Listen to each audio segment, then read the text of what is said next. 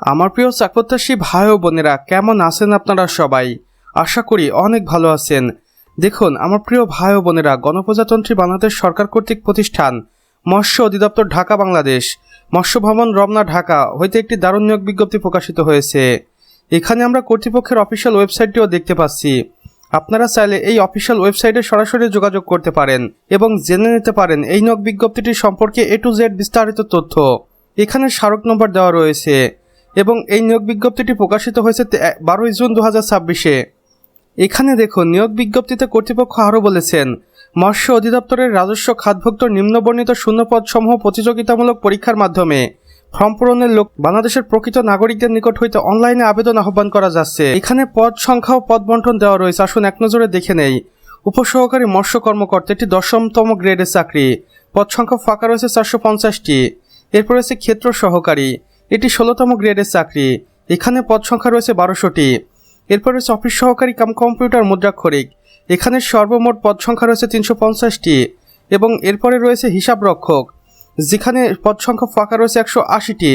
এরপর রয়েছে laboratory technician, যেখানে 160টি শূন্যপদ রয়েছে। এবং সর্বশেষে আমরা দেখতে পাচ্ছি অফিস সহায়ক বা MLSS পদে 800টি শূন্যপদ রয়েছে। অর্থাৎ সর্বমোট 6 ক্যাটাগরিতে 3140 জনকে নিয়োগ দিবে বাংলাদেশ মৎস্য অধিদপ্তর।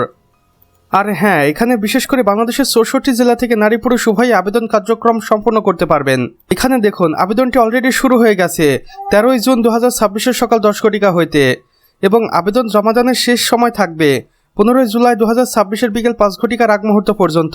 এছাড়াও এখানে কিছু সাধারণ শর্তাবলী রয়েছে, এগুলো এক নজরে দেখে নেবেন। সেই সাথে আমিও আপনাদের বলে দিচ্ছি, বয়সসীমা 15 জুলাই 2026 তারিখ হিসেব করে সর্বনিম্ন 18 থেকে 30 বছরের মধ্যে হতে হবে।